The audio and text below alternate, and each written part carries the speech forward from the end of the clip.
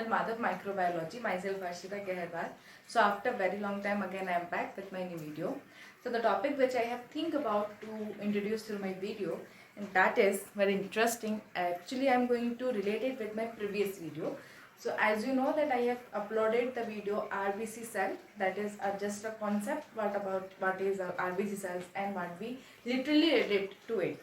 So today I am also adapted the topic which is similar to that, which is relatable to that. Actually it is very important to know about it, and which is very important, that is blood clot. Blood clot से हम सब aware हैं कि blood clot क्या होता है. First of all blood clot के अपनी एक अलग कह सकते हैं नेसेसिटीज़ हैं. नेसेसिटीज़ इसलिए कह सकते हैं क्योंकि ब्लड क्लॉट सिर्फ और सिर्फ वो नहीं होता जो आपको इंजरी की वजह से हो या किसी भी डिसीज़ में होने वाली चीज़ों की वजह से हो. ब्लड क्लॉट का एक फैक्टर होता है कि वो हमारी बॉडी में होने वाले एक्सेसिव ब्लड लॉस को भी प्रिवेंट करने के लिए बॉडी में नेचुरली फॉर्म होता है. That is a blood clot. Blood clot को हम ब्लड कोएगुलेशन कहते हैं. ब्लड क्लॉट को हम ब्लड कोएगुलेशन कहते हैं. ब्लड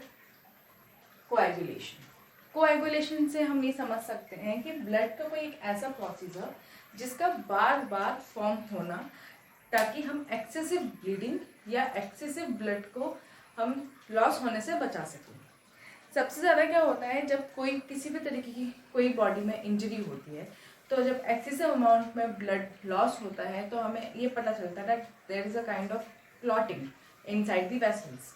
तो जिस वजह से ये चीज़ें हो रही हैं. कभी कभी ये क्लॉटिंग हमारे लिए एक बहुत ही पॉजिटिव एस्पेक्ट लेके आती है, जैसे कि वो हमें और भी एक्सेसिव, जैसे मैंने पहले बोला कि एक्सेसिव ब्लड लॉस से बचाती है. दूसरा, अगर मैं बात करूँगी इसका नेगेटिव इन्फ्लुएंस क्या है, तो नेगेटिव इन्फ्लुएंस में ये होता है कि जब ये डिजॉल्व नहीं होती ना naturally, then we need to make the medicine हम लेते हैं तब भी वो डिजॉल्व नहीं होती. तो ये हमारी बॉडी में जितनी भी वीन्स हैं, जितनी भी हमारी नर्व्स हैं, जितने भी हमारे तरीके के कह सकते हैं कि बॉडी ऑर्गन्स है, वो कहीं ना कहीं उसमें डिफॉर्मिटीज़ फॉर्म करना शुरू कर देती है.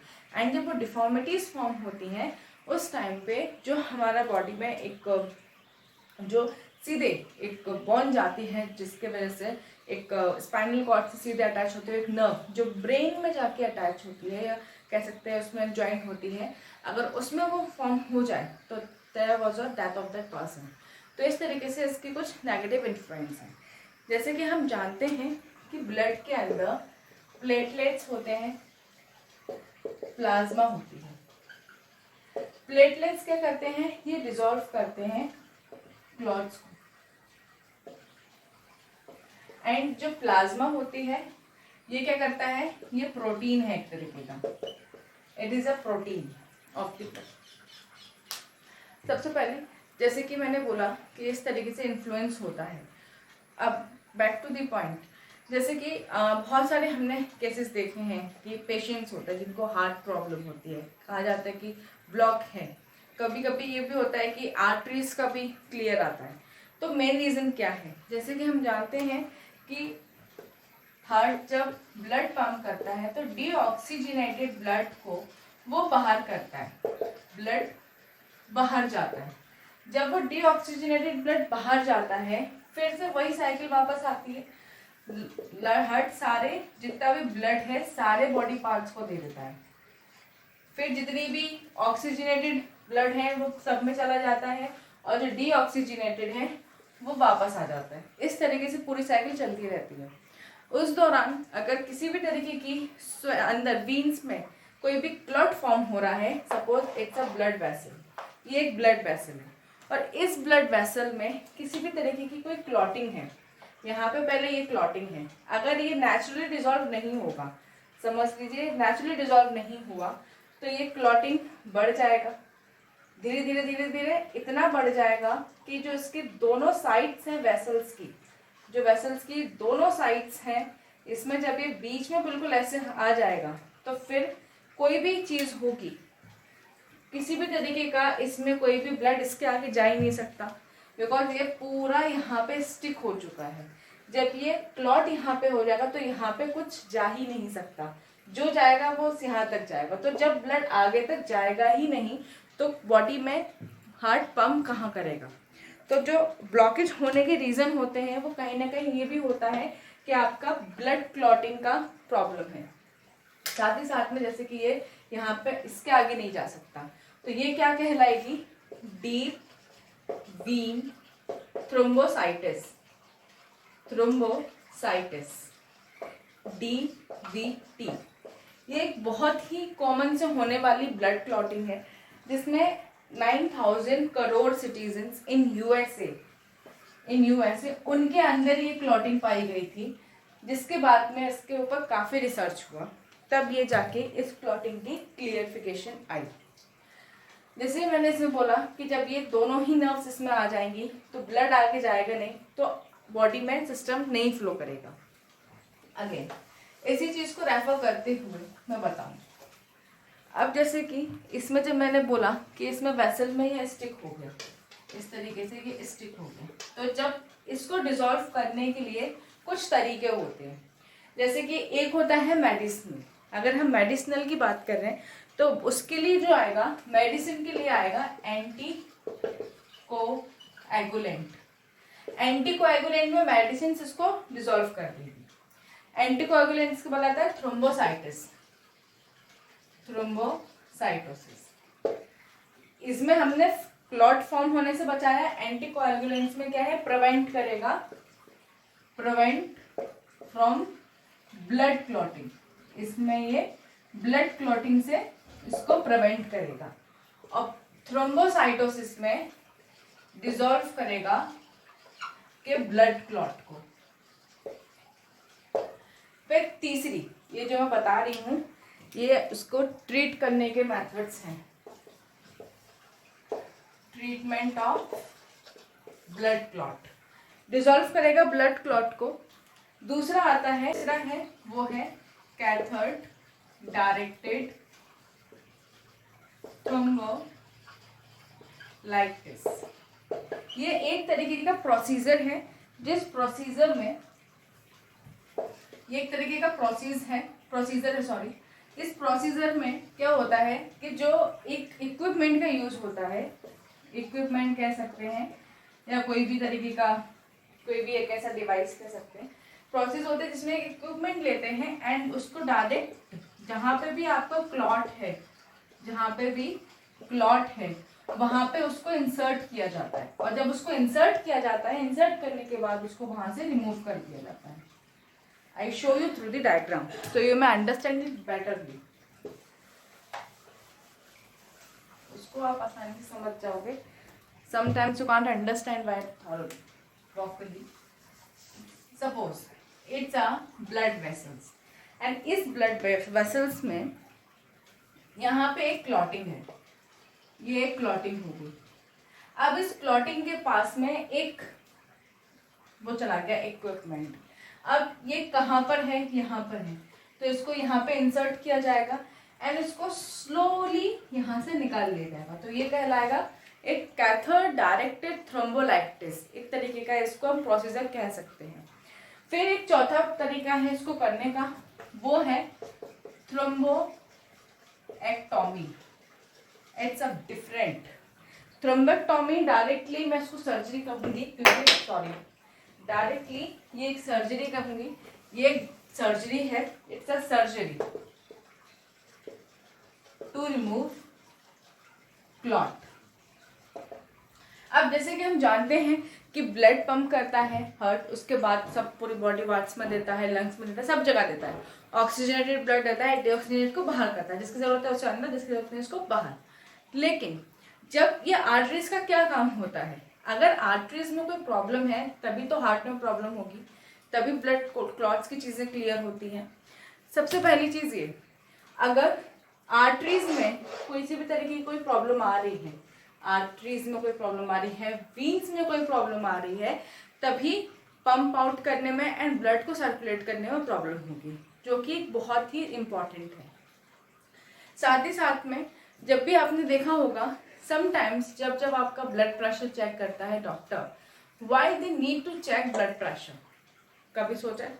ब्लड प्रेशर में वो क्या प्रेशर ये चेक करता है कि आपको ब्लड कितना प्रेशर में है, आप कितनी जल्दी जल्दी आपका ब्लड भाग रहा है, क्या हो रहा है, ये चेक नहीं करते वो ये चेक करते हैं कि आपके बॉडी में जो आपको रखे हुए हैं, जिंदा रखे हुए हैं, दैट इज हार्ट, उसका क्या कंडीशन है, दैट इज आर्टरीज। आर्टरीज का क्या स्टेबलेशन है, आर्टरीज की जो कंडीशन है, उसकी जो थिकनेस है वो कितनी है। अगर आर्टरीज की थिकनेस ज़्यादा हो गई या कम हो गई तो वो डायरेक्टली आपके ब्लड प्रेशर पे असर करेगा, आपके बॉडी के सर्कुलेटरी सिस्टम पे असर करेगा। इसीलिए ब्लड प्रेशर को चेक करने का इंडिकेशन होता है that they were checking the arteries condition. Arteries की क्या करंट में कंडीशन है उसको चेक किया जाता है ब्लड प्रेशर में।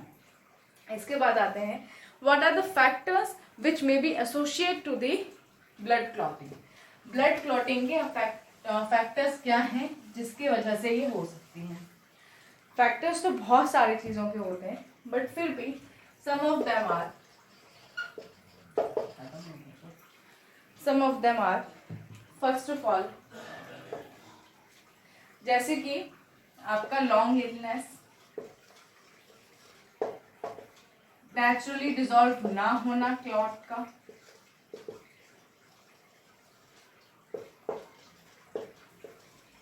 ये हेरिडिटरी हो लाइक किसी की हिस्ट्री हो आपकी फैमिली में जिनको ब्लड क्लॉट्स डिसॉल्व नहीं होता हो, या फिर किसी भी तरीके का हार्मोनल डिसबैलेंस होना।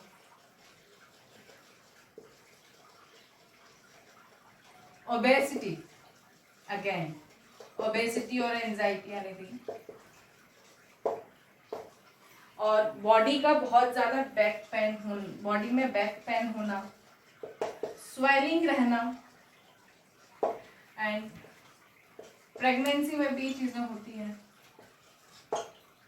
और बहुत ज़्यादा चीज़ों का यूज़ करना जो कि जिस चीज़ की लाइक आप ड्रग्स लेते हो, drugs in the sense alcohol is also a kind of a drug, उसका ज़्यादा लेना, कैफिनेटेड जूसेस, कैफिनेटेड ड्रिंक्स का लेना, वो भी एक रीज़न हो सकता है। Many more factors associated to the blood clots.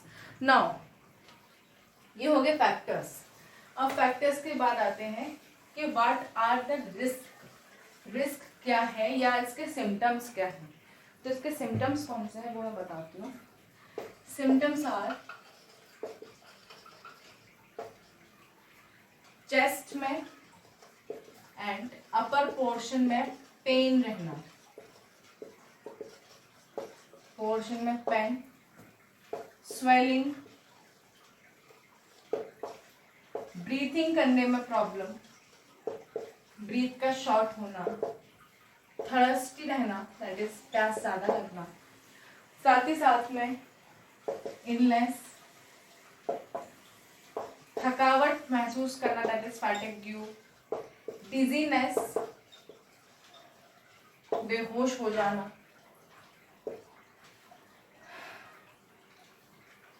Heart block, and many more symptoms were there which are associated to the blood clot, जो blood clot से associated होते हैं। एंड साथ ही साथ में लैक प्रॉब्लम इसलिए बोला क्योंकि एक जो पोर्शन है जहाँ पे एक सबसे ज़्यादा लार्ज वेन पाई जाती है, लार्ज वेन, अगर यहाँ पे ब्लड क्लॉटिंग हो जाए तो ये बहुत ज़्यादा प्रॉब्लमेटिक रहती है। यहाँ पे हो या पेल्विस में हो या कहीं भी हो जहाँ पे भी लार्ज वेन का एसोसिएशन है, नेटवर्क है, वहाँ पे वो बहुत ज़्यादा प्रॉब्लम को क्रिएट कर सकती है। So these are the risk और symptoms of the blood clots.